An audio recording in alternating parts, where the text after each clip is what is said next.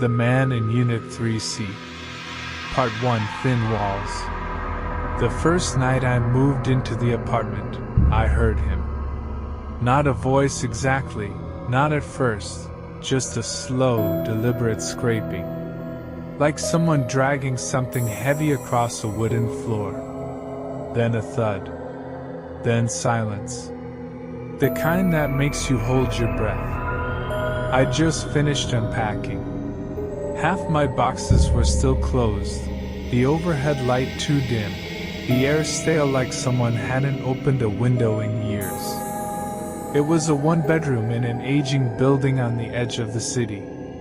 The rent was suspiciously low, but I didn't ask too many questions. After the layoff, after the breakup, after the eviction, I needed something, anything, stable. The landlord had mentioned a neighbor in 3C briefly. Older guy. Keeps to himself. Bit odd, but harmless. He said it the way people say, harmless, when they mean, don't ask. My unit was 3B. We shared a wall. The scraping happened again the next night. 2:14 a.m. Same rhythm. Scratch. Pause. Drag. Thud. Silence. I pressed my ear to the wall. Nothing. I tried to laugh it off. Told myself he was rearranging furniture, or maybe he had a dog. Or maybe he was just losing his mind and I'd lucked into living next to someone waiting for the voices to tell him which direction to bleed. The building was full of sounds, pipes groaning, old vents clattering to life at random hours, a slow leak in the bathroom that made it sound like someone was always dripping in the next room. But 3CS noises were different. Purposeful. I saw him for the first time that weekend. I'd gone down to grab the delivery. When the elevator doors opened, he was inside. Gaunt. Pale. Dressed in clothes that looked too thin for the weather. His skin was dry, flaking around his mouth and knuckles. His eyes were dull, like worn stone, but they didn't blink. Not once. He didn't speak. I stepped inside, nodded. He didn't return it. Just stared straight ahead. When the doors opened on the 3rd floor, he got out first. Turned down the hall. Walked past 3C. And disappeared into the stairwell. I waited outside his door that night. I'm not proud of it. I had to know if it was him. If he was really there. But the lights above the hallway flickered out at exactly 2:13 a.m.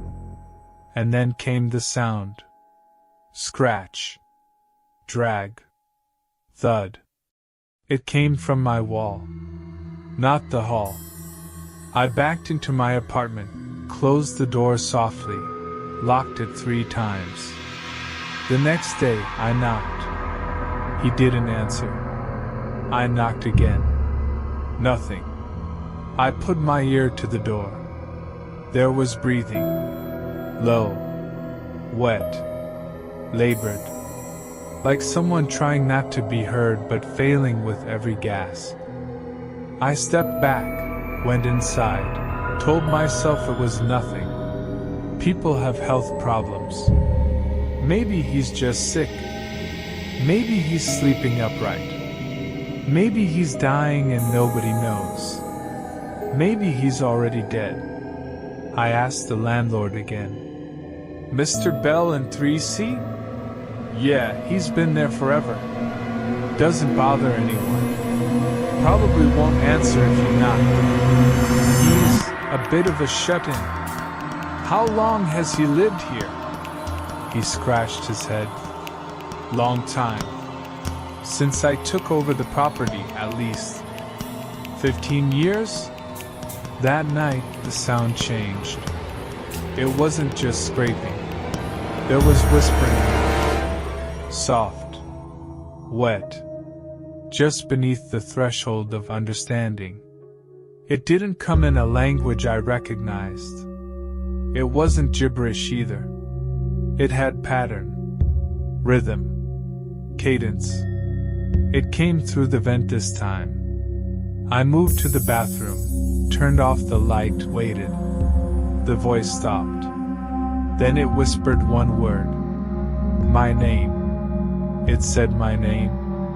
Then silence. I didn't sleep. In the morning I knocked again. Still nothing. So I did something stupid. I turned the doorknob. It wasn't locked. The door swung inward 3 inches, then caught. Something heavy behind it. Something dragging. I called out, "Mr. Bell?" No response. Just the sound of something breathing too close to the floor. I shut the door, quickly, hard hammering. 2 nights later, I woke up with a nosebleed. My pillow soaked through. I found a long scratch along the wall near my bed.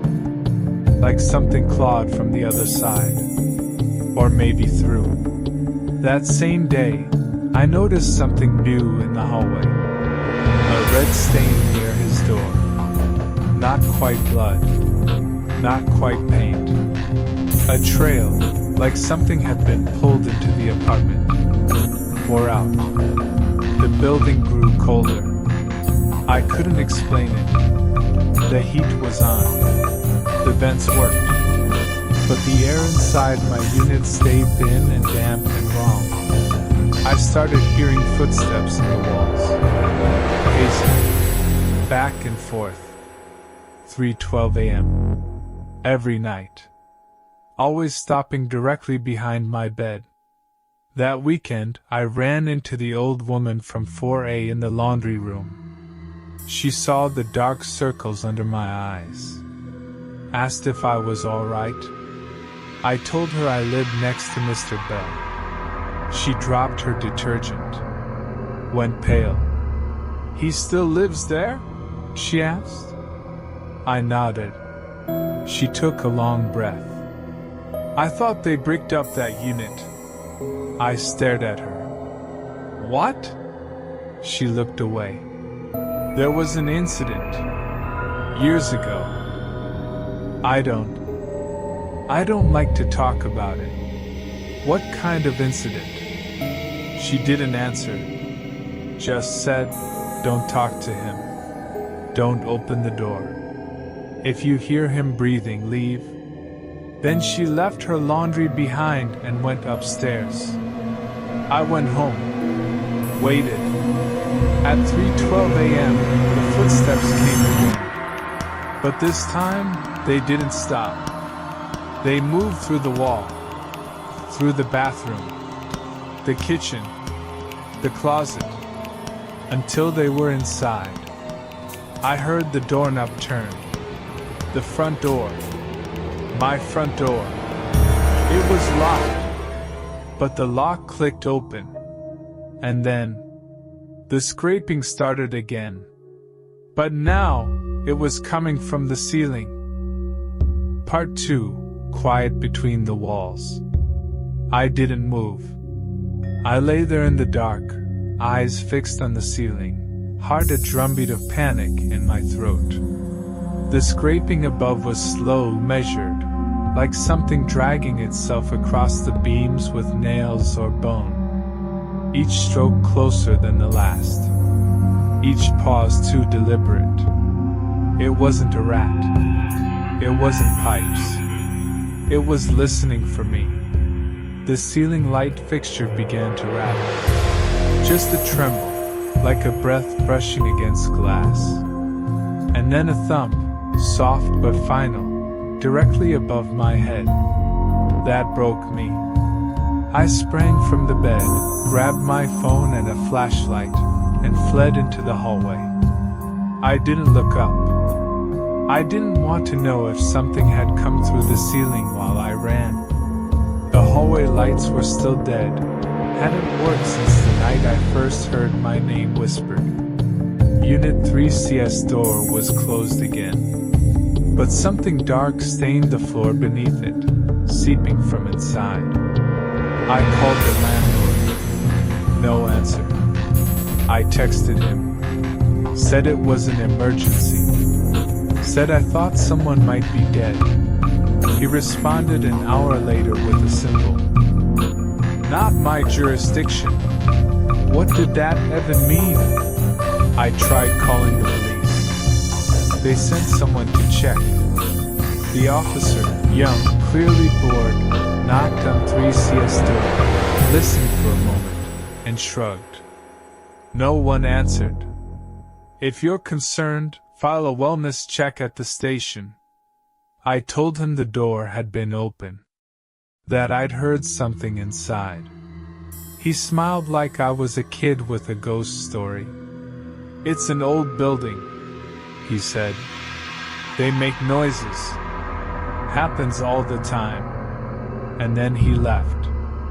That night, I duct taped the vents shut, blocked the closet with furniture, slept on the floor with a baseball bat. At 3:12 a.m., I woke to the sound of breathing behind the wall. Not near the bed this time. The kitchen. I crawled toward the hallway, listening. Every breath matched my own. Slow. Deep. Hungry. The air stank of copper and mildew. And something else. Rot. I moved toward the door, thinking of leaving again. But I stopped. Because someone had slid a piece of paper under it.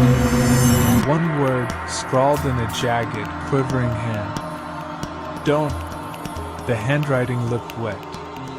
The paper smelled like blood. The next day, I went back to the laundry room, hoping to find the woman from 4A. Instead, I found a man I'd never seen before. Late 60s. Staring into the empty dryer. When I said I lived in 3B, he didn't blink. You hear it yet? He asked. I didn't answer. He smiled. I used to live there. Years ago. Before they bricked it. Before they tore it open again. He wouldn't look at me when he spoke. Like his eyes were still fixed on something else. Something behind the metal drum. You can't let it know you see it. That's how it finds the cracks. It watches through the walls, waits for you to listen. Once you listen, it opens the quiet. And when it opens, he trailed off. Turned. Left.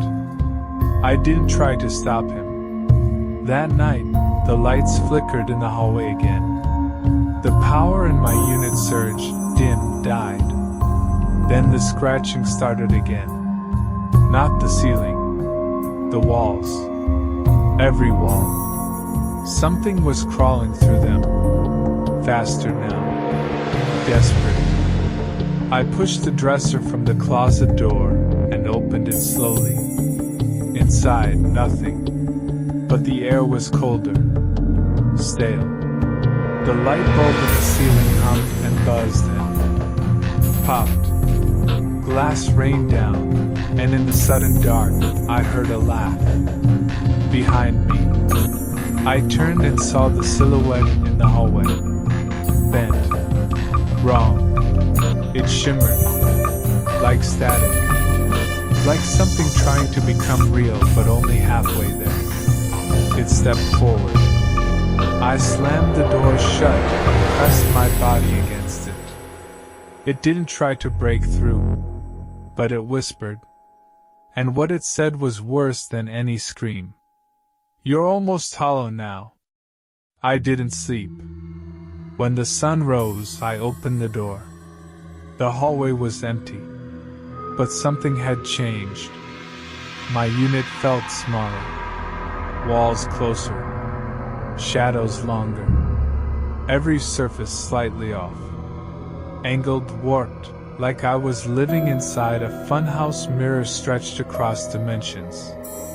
and the noise didn't stop anymore. It was always there now, low in the walls, humming in the floor, pulsing through the vents no matter how tightly I sealed them. Like the building had learned to breathe through other means. I tried to leave, packed a bag, booked a hotel. But when I opened the door to the stairwell, I found nothing. Just black. No stairs. No rails. Just an endless drop beneath flickering lights that sparked and died in the dark. The elevator was worse. Its doors opened into 3C. I closed them again. I'm trapped. And I'm not the first. I found messages scratched into the inside of a kitchen cabinet. Dozens of them. Don't listen. Block the vents. IT crawls quiet. Bell is a vessel. And the last one, fresh, carved deep. The walls are thinner now. I believe them.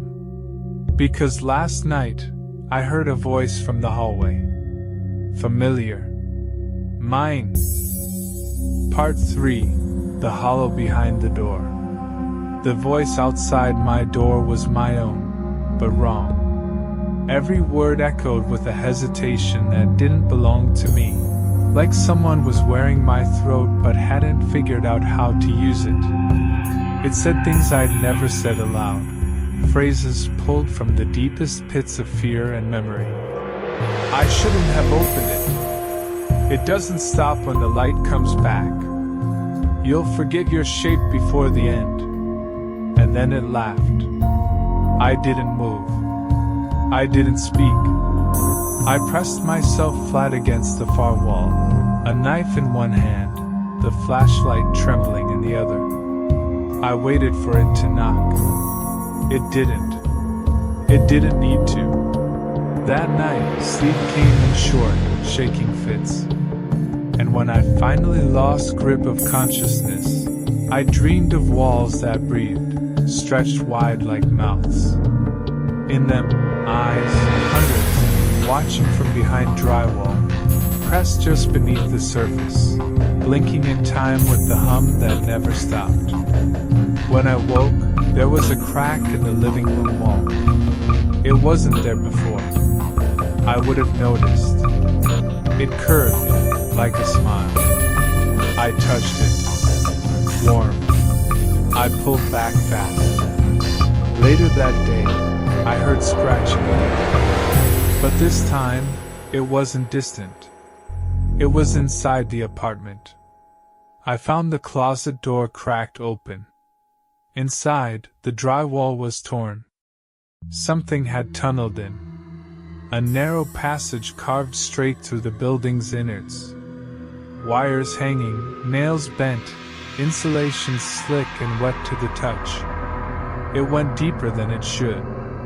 Longer than the closet could allow. I should have sealed it. I should have run. I climbed inside. At first, the crawl space made sense. Tight, cramped, dusty. But the further I moved, the stranger it became.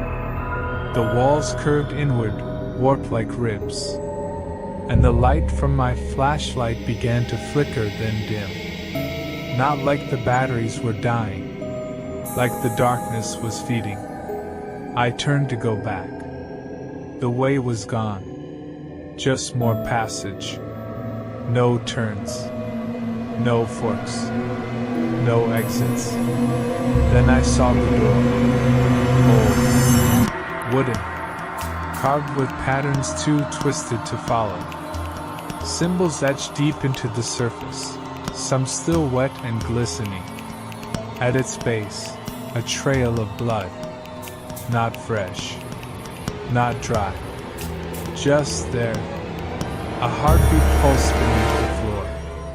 I touched the door. It was warm, and something on the other side touched back. I didn't open it. I couldn't. Not yet. I crawled backward, scraping my arms, tearing my clothes, until I spilled back into my apartment, gasping, filthy, bleeding. The hole behind me looked smaller, shrinking, as if it never wanted me to leave. That night, I dreamt of 3C again. The door opened, but inside wasn't a room. It was a throat, walls pulsing, carpet like tongue, furniture melted into bone and wood. And at the center, a figure wrapped in plastic, arms bound, face hidden beneath layers of tape. It breathed, and then it moved. In the dream, I ran. When I woke, my hands were scratched, my knees bruised, and the door to my closet was open again, the passage gone. In its place, a message scrawled across the back wall in something dark and rotting.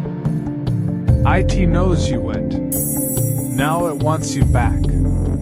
I sealed it with nails, screws, furniture, but the smell wouldn't leave. It followed me, through the vents, through the floor, through the mirror. I caught a glimpse of it that morning, my reflection smiling, even though I wasn't. Its eyes were wrong, too far apart, too still, and behind it, the outline of a door, a different one, fleshy, breathing, growing. That evening, I heard a knock on the wall, then another, 3 knocks, like a code. I didn't answer. I didn't move. But the knocks repeated every night after that.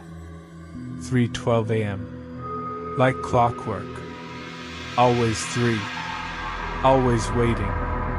And then, a voice. We bricked him in. But he's not bricks now. He's walls.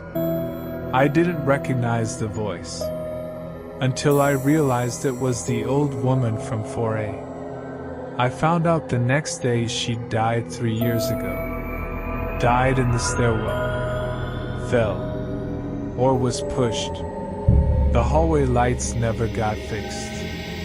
And every time I pass 3C, the door looks a little different. Taller. Darker. Closer.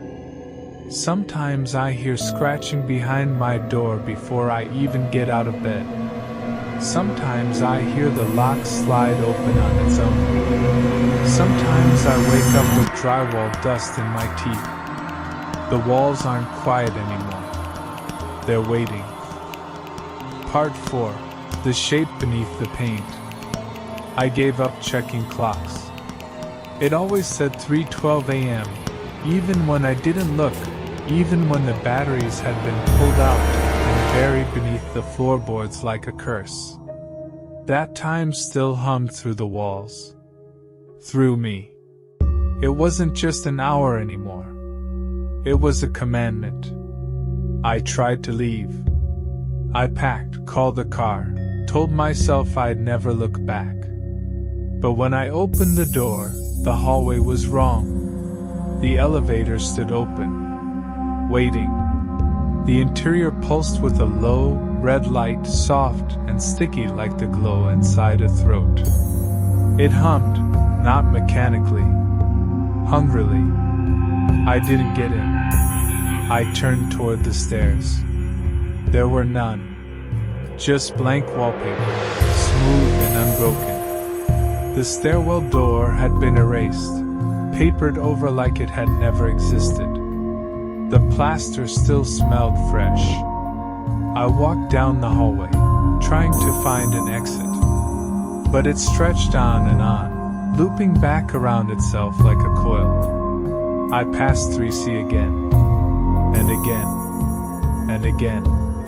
And each time, it was closer to mine. I turned back toward my apartment, only to find my door had changed. 3C. Same peeling brass numbers. Same frame. Same smell of rot and dust, and something not yet dead. I ran. slammed the door behind me, tried to scream the logic away, like I could scare the madness back through the walls. But nothing changed, except the paint. It began peeling that night. Just a curl at first, near the corner of the far wall. Innocent, harmless. Then another. Whole strips slid off like wet skin, curling to the floor in silence. Beneath the surface, something pulsing. Not wood, not plaster. Flesh. Veined and warm. It twitched when I touched it. The thrum of a massive heartbeat pulsed under my fingertips. Then it began elsewhere. The kitchen wall blistered. The ceiling rippled. Even the floor trembled beneath me when I walked. I tried taping over the holes, painting over them, patching them with towels and duct tape and old blankets. It didn't help. The walls breathed. They inhaled thick, wet air that smelled of mildew and skin. And when they exhaled, they whispered my name, just beneath hearing, so soft I could almost convince myself it wasn't real. Almost. The apartment wasn't an apartment anymore. It was alive. And I was inside its lungs. I stopped using the bathroom after the mirror changed. One night, instead of my reflection, I saw a figure behind the glass. Tall. Skin like torn parchment. Arms stretched too far. Its face was a smooth, pale oval. No eyes, no nose. Just a mouth, rusted wire sewn through the lips in jagged loops. It raised one hand. So did I. But I hadn't moved. I covered the mirror with a towel. It laughed. A wet, hollow chuckle that echoed from inside the walls. I stopped sleeping. Whenever I drifted off, I woke up somewhere else. Once behind the fridge. Once inside the closet, the door sealed shut.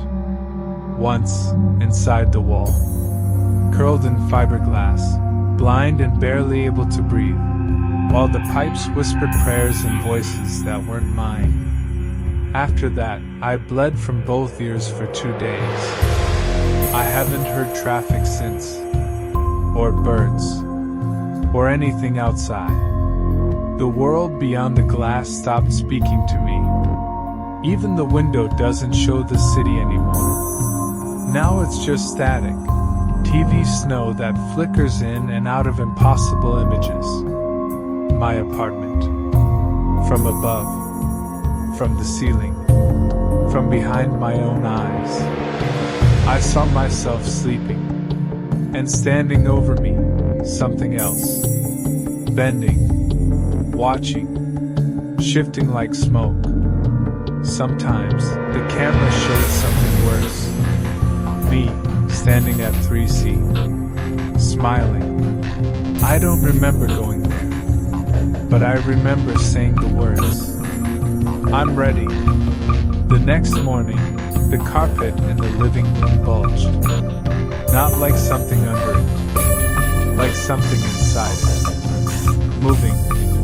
I peeled it back slowly. There was no floor beneath it, only tongue. Wet. Pink, breathing in slow, syrupy gasps. It brushed against my fingers, tasted the air, and I heard a whisper rise from deep below. You wore this place like skin. Now you wear it too. I tried calling for help again. Dialed any number I could remember. The line rang once. Then someone answered. A voice exactly like mine, but slower. Hollow. Dead. Come home. Then silence. That night, I heard the paint finally tear. Not peel. Tear. From the wall behind my bed. The drywall stretched, split open like muscle, and something stepped through. Not quickly, not violently, deliberately. It unfolded one limb at a time.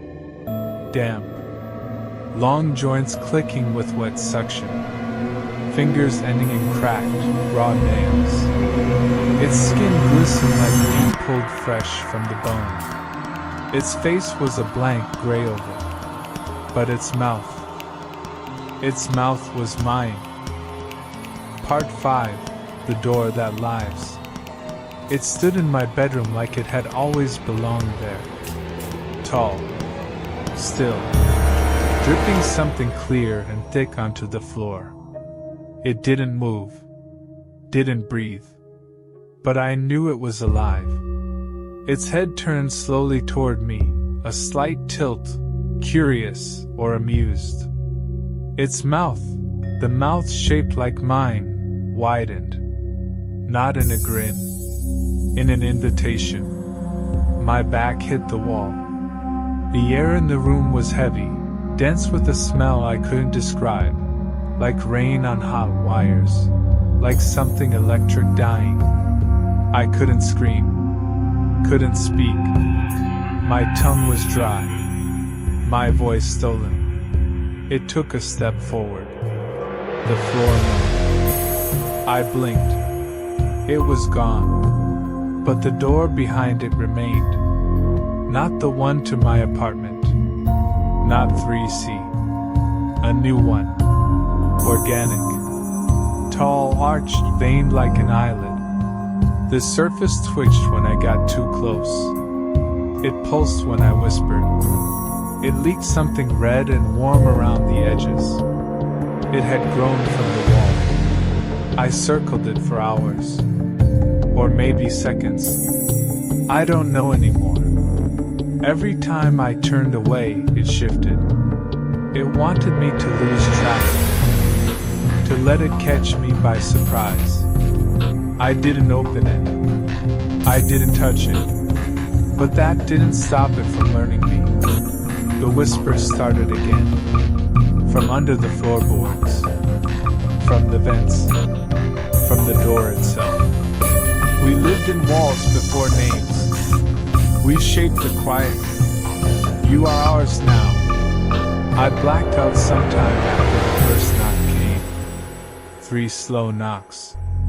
Not on my front door. From inside the walls. When I woke, the lights were out. The power was gone. My phone was dead. The apartment was breathing louder now, groaning with every exhale, trembling with hunger. And the door was open. Not wide. Just enough. Enough to see the hallway beyond it. But not my building's hallway. This one was made of bone. Not carved. Not built.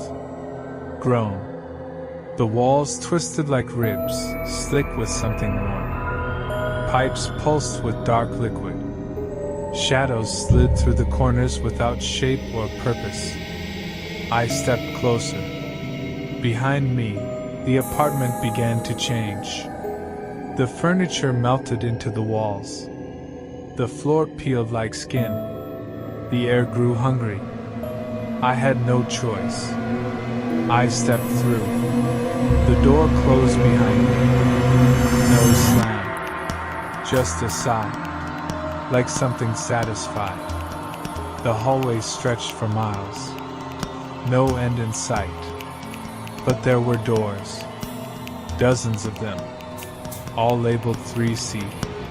Each one pulsing, breathing, whispering behind a warped one. Some cried. Some laughed. Some begged. I passed one that sounded like my own voice. Screaming. Begging to be let out.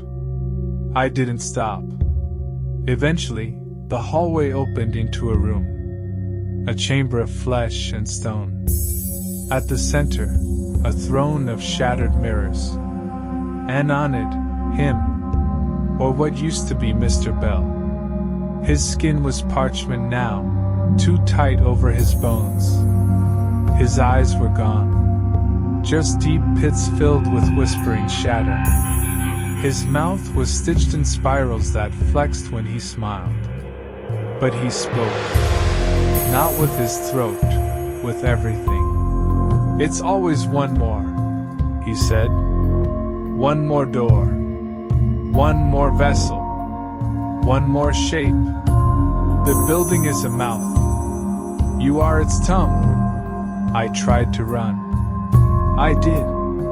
But the room bent. The walls curved in. The ground swallowed my feet. And the door, the living door, rose behind me.